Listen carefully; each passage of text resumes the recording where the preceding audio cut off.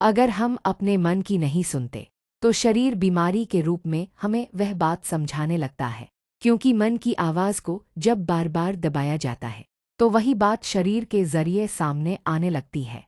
इस वीडियो में आपको नीचे दिए गए महत्वपूर्ण सवालों के जवाब मिलेंगे। अगर हम अपने मन की नहीं सुनते तो शरीर बीमार क्यों पड़ता है? साइकोसोमैटिक बीमारी क्या होती है? भावनाओं को दबाने से कौन कौन सी शारीरिक बीमारियां हो सकती हैं? लगातार तनाव लेने से शरीर पर क्या प्रभाव पड़ता है? मन में दबे हुए और न कहे गए विचार बीमारियों के रूप में कैसे उभरते हैं? सिर दर्द, पेट दर्द और तनाव का आपस में क्या संबंध है? क्या मानसिक तनाव से रोग प्रतिरोधक क्षमता इम्यूनिटी कम हो जाती है? क्या नींद न आना मन की अस्थिरता का लक्षण हो सकता है? मन और शरीर का आपस में क्या संबंध है? भावनात्मक पीड़ा शरीर में कैसे जमा होती है और उससे बाहर कैसे निकले? मान लीजिए कोई व्यक्ति ऐसी नौकरी में काम कर रहा है जो उसे पसंद नहीं है। उसे रोज तनाव होता है, लेकिन वह खुद से और दूसरों से कहता है सब ठीक है।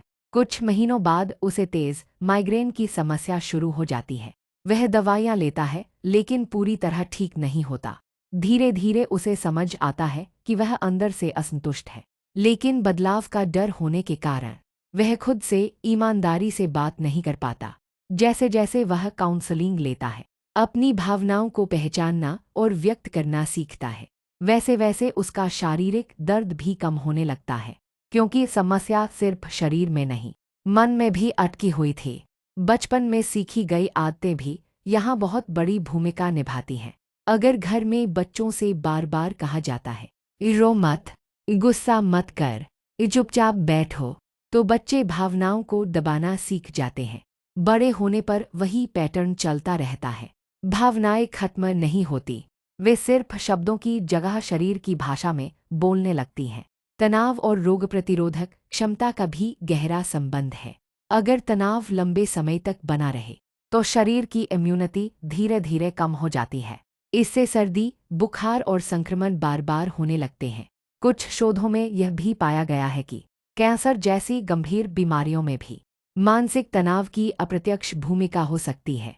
इसका मतलब यह नहीं कि हर बीमारी का कारण सिर्फ मन ही है, लेकिन मन की भूमिका को नज़रअंदाज भी नहीं किया जा सकता।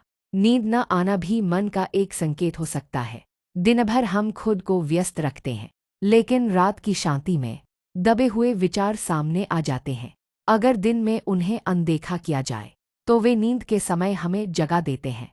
उदाहरण के लिए, जो लोग लगातार चिंता करते रहते हैं उन्हें सिर दर्द, पेट दर्द, एसिडिटी या थकान महसूस हो सकती है।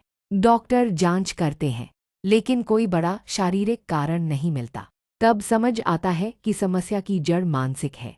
जब हम किसी सच्चाई को स्वीकार नहीं करते तो दिमाग लगातार अलर्ट मोड में रहता है। इससे शरीर में तनाव हार्मोन बढ़ जाते हैं। नतीजतन दिल की धड़कन तेज होती है, मांसपेशियां तनी रहती हैं, पाचन बिगड़ने लगता है।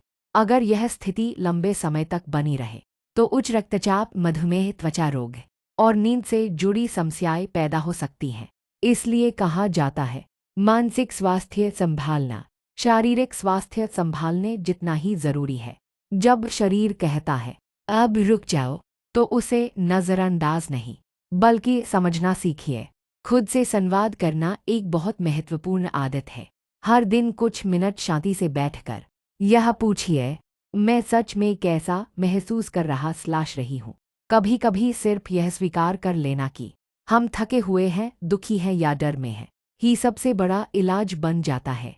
यह कहना गलत है कि हर बीमारी मन की वजह से ही होती है, लेकिन यह भी उतना ही सच है कि अगर हम मन को लगातार अनदेखा करते हैं तो उसकी कीमत शरीर को चुकानी पड़ती है।